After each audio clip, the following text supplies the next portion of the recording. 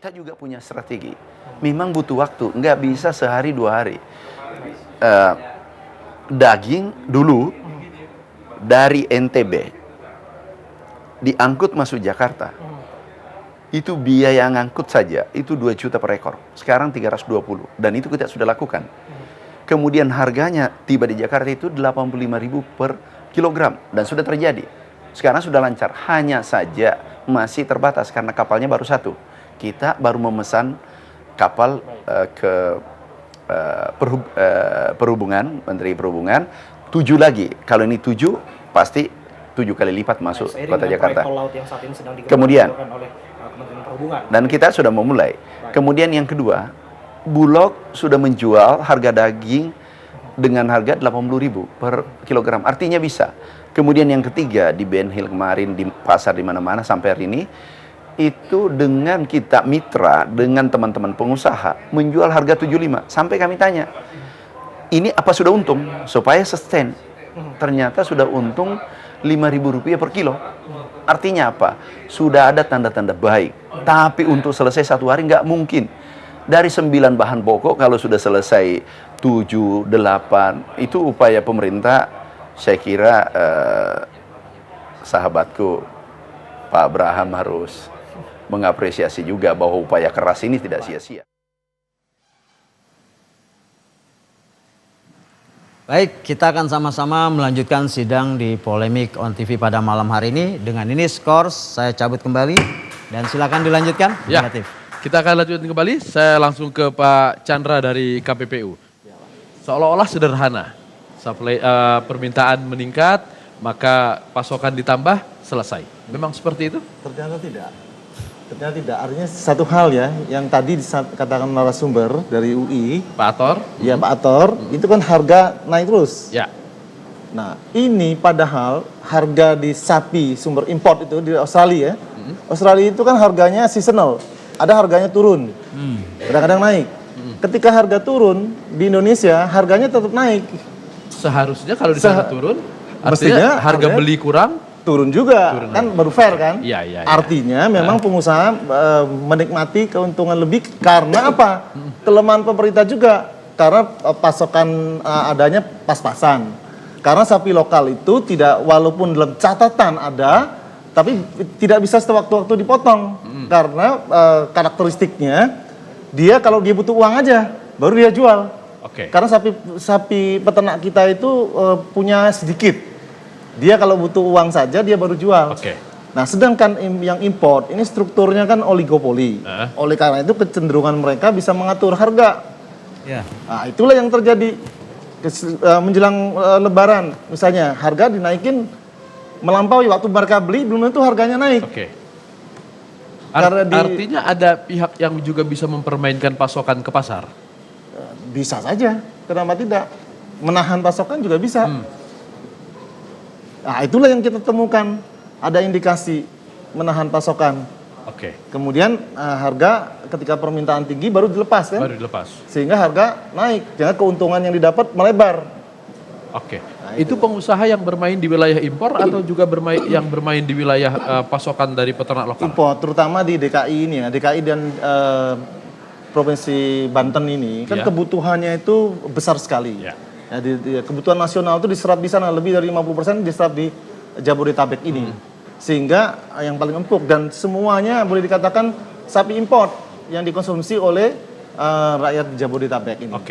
Baik. Pak Joni, apakah ketika para pengusaha impor itu menahan pasokan ke pasar supaya di pasar tidak ada barang, pengusaha lokal tidak bisa memanfaatkan situasi itu?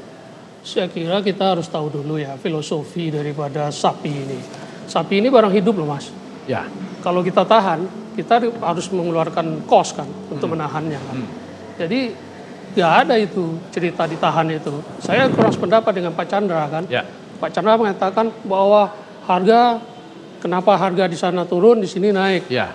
Harga itu ditentukan banyak variabel Pak. Bukan hanya satu-satunya itu. Harga variabelnya. Banyak variabelnya. Teks impornya juga ada di sana. Terus jumlah yang diimpornya juga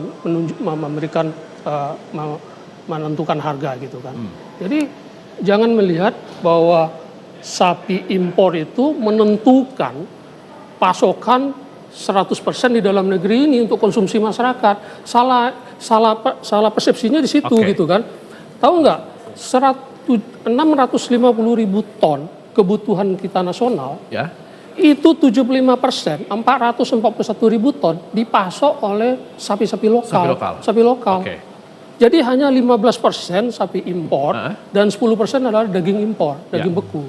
Itu porsinya, itu tahun ke tahun seperti itu gitu kan. Jadi tidak mungkin dong harga itu bisa dipengaruhi oleh porsi yang lebih kecil gitu kan. Nah, ini perlu diapa? Oke, silakan Pak Ya, itu ya. Chandra. Sebetulnya antara sapi import Ya. dan sapi lokal itu bahkan tidak bersubstitusi kadang-kala. Karena memang dagingnya itu berbeda. Artinya konsumennya berbeda. Kalau memang sudah dipotong kadang nggak bisa bedakan. Tapi sebetulnya ada perbedaan. Ya. Ya, sehingga tadi itu yang disebut tadi saya bicara harga kan. Ya. Harga beli dan harga jual kan. Ya. Nah, ketika harga beli turun, terus harga jualnya itu naik, Berarti ada sesuatu. ada sesuatu dong. Oke. Kan kita bicara harga sama harga. Baik. Itu sangat simpel kalau saya cara berpikirnya sangat simpel. Harga itu kan cost produksi, Ya. ditentukan macam-macam kan. Bukan hanya Pakan ternak ini bukan gula loh Pak. Saya kan Yang dibawa bicara dari begini, sana. Pak. Saya Bukan bicara bahan baku. ketika harga ini, dia beli harga mahal nih. ya, Harga mahal dia jual. jual Oke? mahal, boleh dong. Jual mahal. Ya. Terus harga murah, dia jual harga mahal juga, tidak turun. Iya, iya. Ini loh yang dia saya permasalahkan. Kapan? Oke. Apple to apple. Kapan? Apple to apple. Harga dolar kan 14.700 lihat nggak? Loh, Oke. bukan sekarang. Artinya kita lihat Dengan data yang dalam disampaikan data oleh rilis aktor tadi, ada. kenapa Iya. harga terus Iya, menerus naik betul. gitu ya? Baik.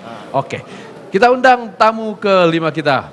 Bung Arif Budimanta, Wakil Ketua Komite Ekonomi dan Industri Nasional. Waalaikumsalam. Apa kabar? Mantap. Oke. Ya, silakan. Om, kabar Om? Baik Pak. Silakan Pak. Ya, sebelum ke Bang Arif, saya ke Bung Ator dulu. Bung Ator, apakah memang seperti itu data statistik yang Anda temukan? Ya, saya kira kalau kontribusi peternak, Ya. peternak sapi khususnya, saya kira tidak sampai seperti apa yang Bung Joni bilang, saya kira ya. Yang saya tahu, Saya kira sekitar 40% kalau peternak lokal itu bisa mensuplai, itu maksimum karena tahu sendiri bahwa tadi tadi Bung siapa yang menyampaikan bahwa peternak kita kebanyakan kan usahanya sampingan. Jadi sapi itu baru disembelih kalau dia lagi butuh. Ya. Sebenarnya sapi itu hanya untuk siap-siap saja. Mereka kan hanya memiliki 1 atau 2, kurang dari 5 lah kira-kira itu. Jadi nggak bisa pemerintah ketika butuh untuk disembelih dia nggak mau disembelih. Oke. Jadi angka yang sapi potong yang siap dipotong itu pun berbeda angka nantinya. Jadi belum tentu apa yang ada di angka itu mencerminkan data sesungguhnya yang sapi bisa disembelih. Jadi bisa jadi ada kompleksitas yang lebih rumit di situ. Artinya memang peternak lokal kita itu tidak bisa dalam tanda kutip diandalkan dalam mensuplai kebutuhan sapi, daging sapi di Indonesia ini. Itu Saya peternak kira. lokal yang memiliki sapi di bawah 10. Apakah tidak bagaimana dengan peternak lokal yang lumayan banyak sapinya? Nggak banyak juga sebenarnya yang banyak. punya itu. Mayoritas itu kurang dari 5 dan banyak 1 atau 2 saja sebenarnya punya. Karena peternak lokal itu juga bermasalah ketika dia menternakan sapi di lingkungan perumahan ya, di residential area itu juga sangat bermasalah juga, sangat berbahaya juga. Mungkin suatu saat harus coba diorganize ya itu bagaimana mengorganisasi petani ini agar bersama-sama mungkin dalam bentuk koperasi dan sebagainya sehingga stok di petani lokal itu bisa diandalkan ketika kebutuhan daging itu naik. Oke. Karena untuk impor itu pasti butuh waktu lama, 1 bulan mungkin untuk datang. Dan efeknya lama lagi. Ya. Bung Arif, sebetulnya harga-harga ini naik, orang sudah maklum lah, ini setiap tahun seperti ini. Tapi menjadi ramai ketika Bapak Presiden bilang harusnya 80. Berarti orang langsung punya satu asumsi, oh harusnya 80 nih harga sapi. Sementara di pasar jauh daripada itu. Apakah penetapan harga oleh Presiden itu sesuatu yang mungkin atau sebenarnya suatu yang bersifat ilusi saja? Ada dua hal ya. Yang pertama, penetapan harga itu dalam kerangka untuk membangun satu kebijakan yang countercyclical ya. Karena memang kalau kita lihat data, selama menjelang puasa ataupun hari besar keagamaan, terutama Idul Fitri, itu harga-harga kan pada naik. Ya. Dan itu trennya seperti itu. Nah, harusnya seperti misalnya di Malaysia itu orang-orang menjelang Ramadan ataupun hari besar keagamaan Idul Fitri itu bergembira karena di mana-mana diskon, gitu ya. Itu satu, countercyclical. Nah, kemudian yang kedua, Presiden ingin membentuk satu struktur pasar yang baru, ya, yang lebih sehat, yang lebih fair dan yang lebih adil. Makanya kemudian yang ditetapkan oleh Pak Presiden itu langsung di end pipe-nya, di harga, gitu ya.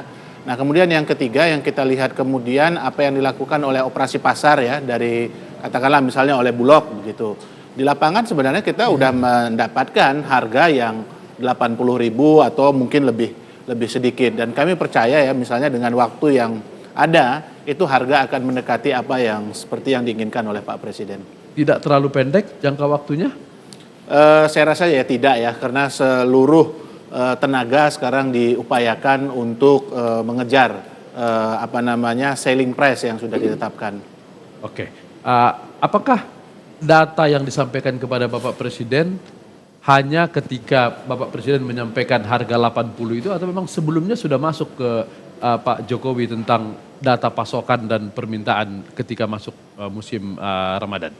Kalau soal data terkait dengan supply dan demand ya, relatifly sebenarnya tidak banyak perubahan. Kalau kita lihat dari growth rate misalnya dari penduduk aja misalnya seperti itu, relatif katakanlah misalnya 2 atau 3 tahun ini lonjakannya tidak begitu berarti ya, relatif sama. Tapi mungkin yang terkait dengan harga yang berpengaruh salah satunya misalnya terkait dengan nilai tukar gitu. Kemudian yang kedua tentu saja kalau kemudian menjelang hari besar keagamaan itu ya, kalau kemudian kita mau membanjiri stok ataupun barang di pasar, biasanya kan mereka yang punya barang akan menahan sehingga kemudian akan menaikkan harga. Nah, persoalan-persoalan gitu yang sebenarnya sekarang lagi dikerjakan, yang lagi diterobos oleh kebijakan-kebijakan yang datang dari pemerintah.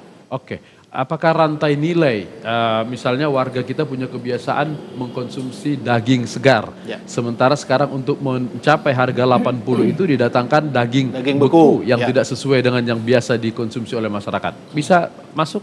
Saya rasa masuk ya, karena konsumsi terhadap daging beku juga secara perlahan meningkat dan masyarakat sudah terbiasa, dan higienitasnya juga relatif lebih baik ya, karena memang itu datang dari wilayah-wilayah katakanlah misalnya dari Australia ataupun dari New Zealand yang memang secara higienitas sejak awal, sejak di rumah pemotongan sampai kemudian proses pengiriman itu dijaga dengan baik kualitasnya. Artinya secara kualitas masyarakat tidak perlu ragu. Tidak perlu ragu, tidak perlu khawatir. Oke, baik. Kehalalan apalagi ya? Insya Allah. Sudah pasti, insya Allah.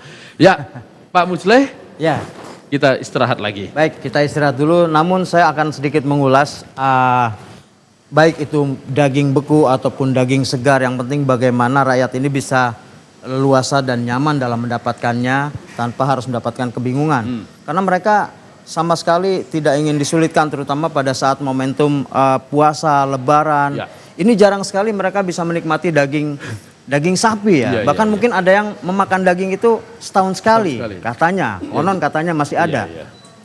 Karena mereka ini yang lebih sakit hati, tidak semuanya bergembira. Contohnya ada kawan saya itu sakit hati ketika makan daging, begitu dia gigit ternyata lengkuas. Itu sakit sekali di sini.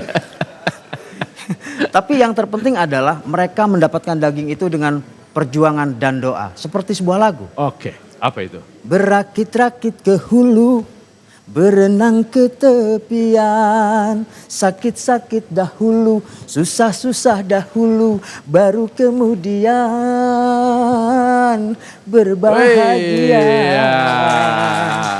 Baik, sidang saya skors. Kamu yang miskin tambah miskin.